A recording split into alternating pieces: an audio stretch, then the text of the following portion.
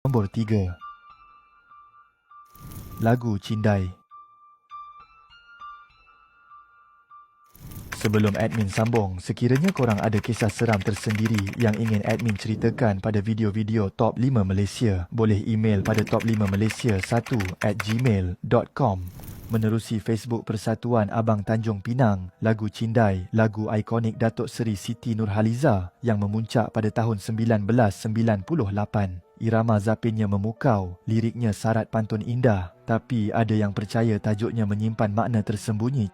Cindai dalam bahasa Minangkabau bermaksud Pontianak. Mitos mengatakan lagu ini berhantu. Diceritakan jika ia diputarkan pada waktu malam, akan ada perempuan berjubah putih menangis di luar tingkap. Jika dimainkan dalam kereta, ada yang akan menumpang. Satu peristiwa pada tahun 2002, seorang murid perempuan di sebuah sekolah rendah meminta izin ke tandas. Beberapa minit kemudian, satu jeritan nyaring menggegarkan seluruh blok. Bunyi kaca pecah. Murid-murid dan guru berlari ke koridor, melihat dia terduduk di lantai menangis, wajahnya penuh ketakutan.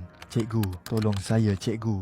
Dalam tandas ada Cindai. Dia tengok saya." Dikatakan, sebelum kejadian dia sedang menyanyi lagu Cindai. Namun saat dia menyanyikan bahagian, "Cindailah mana?" secara tiba-tiba ada suara berbisik, "Aku di sini." Tandas itu kemudian diperiksa. Semua cermin retak 1000 tanpa sebab. Sejak hari itu, pihak sekolah menguatkuasakan peraturan tiada pelajar boleh ke tandas seorang diri. Dan sejak itu lagu Cindai diharamkan. Apakah benar lagu ini ada kaitan dengan sesuatu yang gaib atau sekadar kebetulan?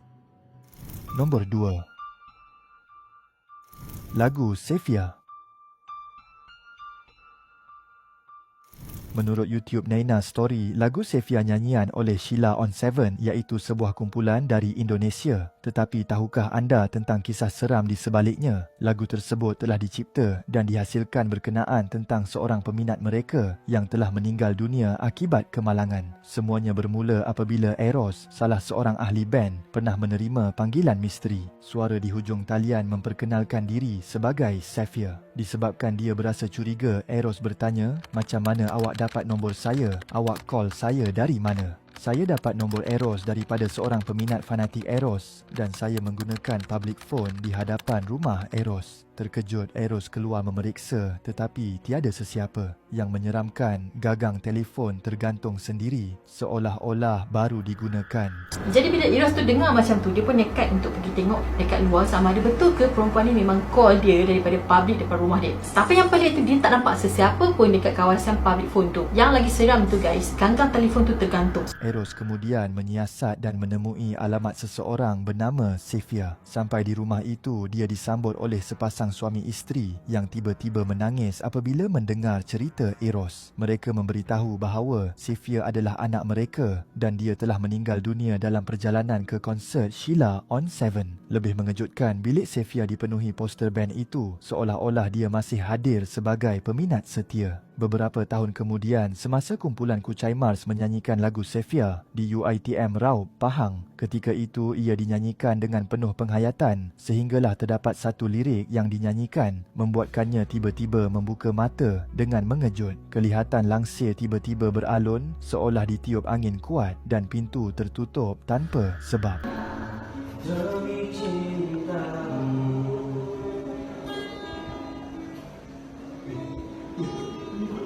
Wih, asal tertutup angin kuat. Jadi, adakah ini sekadar kebetulan atau benar-benar ada roh Sefia yang masih ingin mendengar lagu kegemarannya? Nombor 1. Lagu Pulangkan. Menurut TikTok Adam AG, pernah dengar kisah seram tentang lagu Pulangkan nyanyian oleh Misha Omar? Dikatakan lagu ini dikaitkan dengan kejadian kemalangan dan juga kerasukan, terutama jika didengar pada waktu malam ketika memandu seorang diri. Menurut kisah, ia akan menyebabkan muncul sosok perempuan berkebaya merah, kereta Volkswagen kuning lalu, langsuir, Pontianak dan pelbagai jenis makhluk. Memang berhantu sampai orang pernah accident, pernah nampak hantu kena sampuk, kena Syria. Time tu memang orang tak galakkan buka malam-malam, driving sorang-sorang buka lagu Pulangkan, nanti adalah kebaya merah datang lah, kereta Volkswagen kuning lalu lah, nampak langsui Pontianak lah, macam-macam. Ada satu kisah yang cukup menyeramkan. Seorang lelaki sedang memandu lewat malam di Putrajaya melalui sebuah jambatan bila tiba-tiba seorang makcik tua di tepi jalan melambai-lambai meminta tumpang ke Alamanda. Lelaki itu teragak-agak, tapi sebelum dia sempat bertindak, makcik itu berkata dengan nada tegas, "Jangan dengar lagu Pulangkan oleh Misha Omar, nanti kau akan kemalangan." Dia hanya mengabaikan kata-kata itu dan terus memandu. Namun tak lama kemudian dia ternampak sekumpulan anjing melintas jalan secara tiba-tiba. Dia cuba mengelak hampir terbabas dan pada masa yang sama, sebuah kereta dari belakang menghidupkan lampu high beam berkali-kali. "Apa hal ni? Nak lalu-lalu je lah,"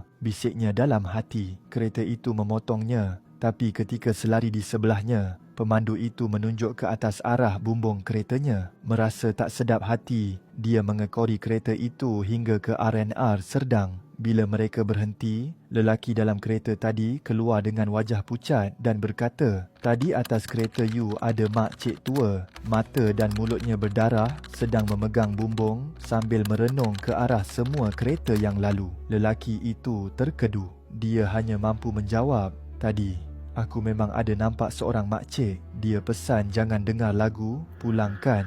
Dia cakap dekat atas kereta you ada makcik tua, mata berdarah-darah, mulut berdarah-darah, tengah pegang dekat atas bumbung kereta, pandang kereta yang orang pintas dia tu. Maknanya kereta sebelah tu pandang dia macam tu daripada atas kereta yang this lady bawa ni. Adakah semua ini kebetulan atau ada sesuatu yang benar-benar menyeramkan tentang lagu ini?